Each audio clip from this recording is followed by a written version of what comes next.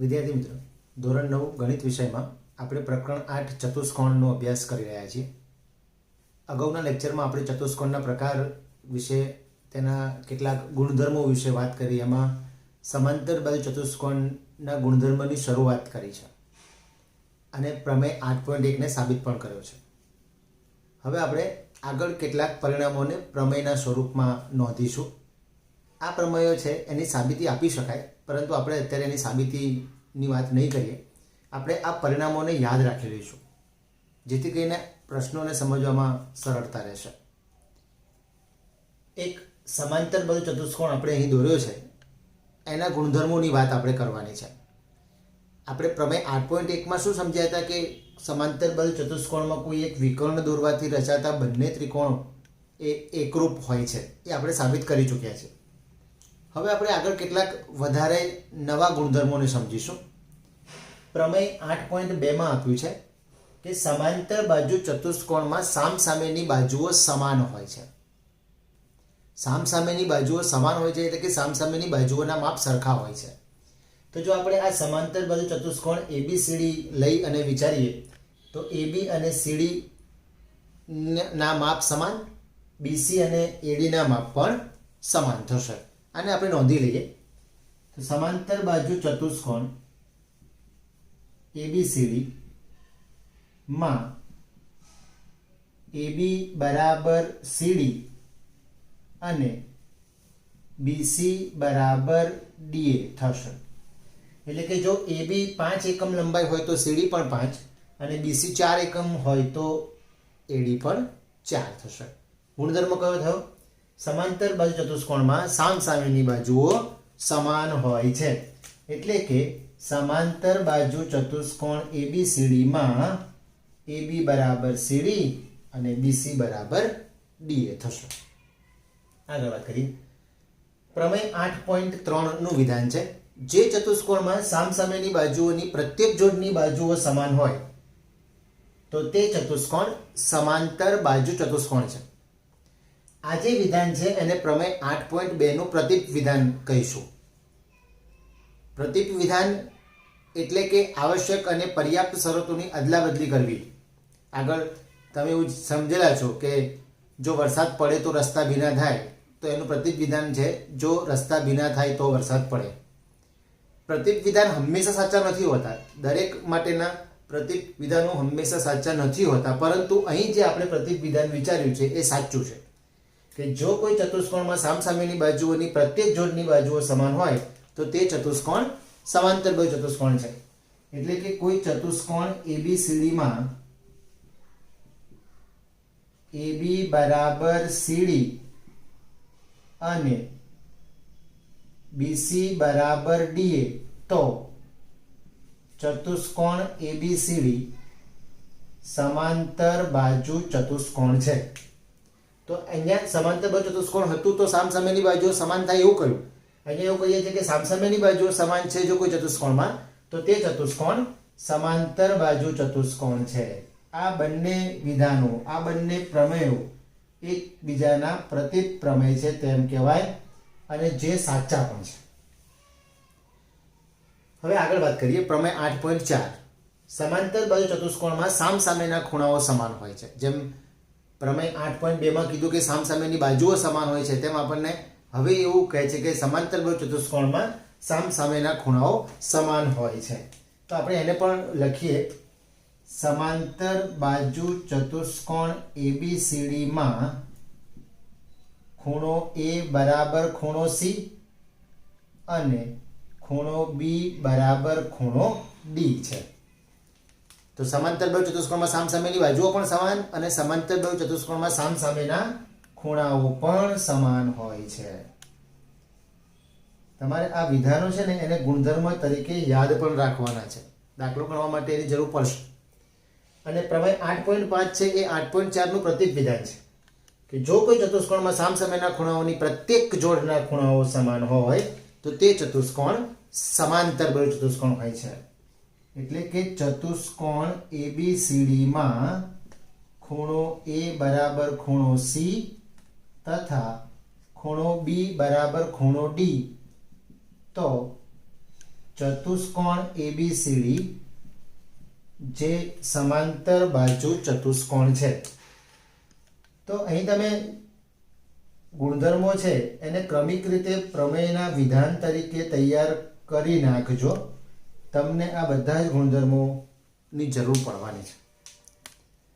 આપણને ક્રમશઃ કોઈ પણ પ્રકરણમાં આવતા જેટલા પણ પ્રમેય હોય ને બધા જ આપણને બિલકુલ યાદ રહી જવા જોઈએ. તો પ્રમેય 8.1 ની વિધાન, 8.2, 8.3, 8.4, 8.5 આટલા જે વિધાનો છે બધા આપણને ક્રમિક રીતે આવડવા જ જોઈએ. પહેલું શું હતું? સમાંતર બાજુ ચતુષ્કોણમાં વિકર્ણ દોરવાથી રચાતા ત્રિકોણો સમાન હોય છે. પછી શું કીધું? સમાંતર બાજુ ચતુષ્કોણમાં સામસામેની બાજુઓ સમાન હોય છે. પછી શું કીધું? પ્રતીક વિધાન. જો ચતુષ્કોણમાં સામસામેની બાજુઓની પ્રત્યેક જોડની બાજુઓ સમાન હોય તો તે ચતુષ્કોણ સમાંતર બાજુ ચતુષ્કોણ છે. પછી શું કીધું? સમાંતર બાજુ ચતુષ્કોણમાં સામસામેના ખૂણાઓ સમાન હોય છે. પછી એનું પ્રતીક વિધાન. જે ચતુષ્કોણમાં સામસામેના ખૂણાઓની પ્રત્યેક જોડના ખૂણાઓ સમાન હોય તે ચતુષ્કોણ સબાચક હોય છે. તૈયાર કરવાનો છે. આપણે સમાંતર બાજુ ચતુષ્કોણના ગુણધર્મોનો અભ્યાસ કરી રહ્યા છીએ. હવે એક નવા ગુણધર્મની વાત એક નવા પ્રમેયના સ્વરૂપમાં આપણે જોઈશું. પ્રમેય છે 8.6. આ જે પ્રમેય છે એ વિકર્ણ વિશેનો ગુણધર્મ આપણને કહે છે કે સમાંતર બાજુ ચતુષ્કોણના વિકર્ણો પરસ્પર દુભાગે છે. હવે દુભાગે છે એટલે શું? દુભાગે છે એનો અર્થ એવો થશે કે બે સરખા ભાગમાં વિભાજન કરે છે. તમે દુભાગે છે એટલે છેદે છે આટલું યાદ રાખો ને તો એ યોગ્ય વાત નથી. દુભાગે છે એટલે બે સરખા ભાગ કરે છે. આપણે સમજીએ. જો અહીં એક સમાંતર બાજુ ચતુષ્કોણ એબીસીડી આપણે દર્શાવ્યો છે. એમાં એસી અને બીડી આ બે વિકર્ણો લીધા છે. અને આ એસી અને બીડી બંને વિકર્ણો જો આપણે એવું લઈએ કે એમ બિંદુમાં છેદે છે તો દુભાગે છે નો અર્થ એવો થશે કે એએમ નું માપ અને સીએમ નું માપ સરખું અને ડીએમ નું માપ અને બીએમ નું માપ સરખું. દુભાગે છે એટલે છેદે છે એવું નહીં. દુભાગે છે એટલે છેદે છે પણ બે સમાન ભાગમાં વિભાજન કરે છે. તો દુભાગે છે નો અર્થ શું કરશો? બે સરખા ભાગમાં વિભાજન કરે છે. એટલે કે જે બિંદુમાં છેદે છે એ બિંદુ એ એક વિકર્ણ એસી નું મધ્ય બિંદુ છે અને બીજા વિકર્ણ બીડી નું પણ મધ્ય બિંદુ છે. આવું થશે. તો પ્રમેય 8.6 નું વિધાન શું કહે છે? સમાંતર બાજુ ચતુષ્કોણના વિકર્ણો પરસ્પર દુભાગે છે. તો આપણે એવું કહીએ કે સમાંતર બાજુ ચતુષ્કોણ એબીસીડી માં એસી અને બીડી બિંદુ એમ માં છેદે છે માટે એમ એ એસી તથા બીડીનું મધ્ય બિંદુ થશે. સમજી ગયા ને? દુભાગે છે એટલે બે સરખા ભાગ કરે છે એટલે એ મધ્ય બિંદુ થશે. એમ એ એસી તથા બીડીનું મધ્ય બિંદુ થશે. હવે પ્રમેય 8.7 છે એ પ્રમેય 8.6 નો પ્રતીક પ્રમેય છે. એનું પ્રતીક વિધાન છે કે જે ચતુષ્કોણના વિકર્ણો પરસ્પર દુભાગે તે ચતુષ્કોણ સમાંતર બાજુ ચતુષ્કોણ છે. હવે આપણે અહીં ધ્યાનમાં લેવું છે કે સમાંતર બાજુ ચતુષ્કોણ છે તો એસી અને બીડી એ બિંદુ એમ માં છેદે છે માટે એમ એ એસી તથા બીડી નું મધ્ય બિંદુ છે. તો કોઈ પણ ચતુષ્કોણ આપણે ધ્યાનમાં લીધો હોય અને એના વિકર્ણો જે છે એના જે વિકર્ણો છે એ વિકર્ણો પરસ્પર દુભાગે ને તો તે ચતુષ્કોણ છે તે સમાંતર બાજુ ચતુષ્કોણ થશે. સમજી ગયા ને? તો અહીં કોઈ આપણે વિશેષ સમજૂતી લેતા નથી. તમે સમજી જજો કે વિકર્ણો પરસ્પર દુભાગે છે તો તે ચતુષ્કોણ છે તે સમાંતર બાજુ ચતુષ્કોણ છે. તો આપણે અહીં ધ્યાનમાં જે રાખવાની બાબત છે એ અહીં લખી છે અને તમારે પરિણામના સ્વરૂપે યાદ રાખવાનું થશે. ખાસ નોંધી લેજો. પ્રમેય 8.8 છે કે જે ચતુષ્કોણની સામસામેની બાજુઓની એક જોડ સમાન અને સમાંતર હોય તો તે ચતુષ્કોણ સમાંતર બાજુ ચતુષ્કોણ છે. અહીં સમાંતર બાજુ ચતુષ્કોણની વ્યાખ્યામાં આપણે જે કહ્યું છે એને યાદ કરીએ કે જે ચતુષ્કોણમાં સામસામેની બાજુની બંને જોડ સમાંતર હોય તે ચતુષ્કોણ સમાંતર બાજુ ચતુષ્કોણ છે. પ્રમેયના વિધાનમાં પણ આપણે કીધું કે જે ચતુષ્કોણમાં સામસામેની બાજુઓની બંને જોડ સમાન હોય તો તે ચતુષ્કોણ સમાંતર બાજુ ચતુષ્કોણ છે. પણ હવે આપણે અહીં શું સામાન્ય ફેરફાર સાથે યાદ રાખીશું કે સામસામેની બાજુઓની એક જોડ સમાન અને સમાંતર હોય તો પણ તે ચતુષ્કોણ છે તે સમાંતર બાજુ ચતુષ્કોણ થશે. તો અહીં આપણે એને સમજીએ તો એવું કહીએ કે ચતુષ્કોણ ABCDમાં જો AB અને તેની સામેની બાજુ CD એ સમાન તથા તે જ જોડ સમાંતર પણ છે, AB બરાબર CD છે તથા AB સમાંતર CD છે, તો ચતુષ્કોણ ABCD સમાંતર બાજુ ચતુષ્કોણ છે. જો બંને જોડ સામસામેની બાજુની બંને જોડ સમાન છે તો એ સમાંતર બાજુ ચતુષ્કોણ છે. એ તો આપણે સમજ્યા, પ્રમેયની વાત કરી છે. વ્યાખ્યામાં તો કીધું જ છે કે સમાંતર બાજુ ચતુષ્કોણ છે એટલે સામસામેની બાજુની બંને જોડ સમાંતર હોય, પણ બંને નહીં, એક જ જોડ સમાન અને એ જ જોડ સમાંતર હોય તો તે ચતુષ્કોણ છે તે સમાંતર બાજુ ચતુષ્કોણ છે. આ બધા પરિણામો છે એ સમાંતર બાજુ ચતુષ્કોણના ગુણધર્મો આપણને સમજાવે છે. આ ગુણધર્મો છે તમારે યાદ રાખવાના છે, એની જરૂર પડશે. દાખલાની વાત કરીએ, એક ગુણધર્મ આધારિત છે. સમાંતર બાજુ ચતુષ્કોણ ABCDમાં ખૂણો એ 60 હોય તો બાકીના બધા જ ખૂણાના માપ તમારે શોધવાના છે.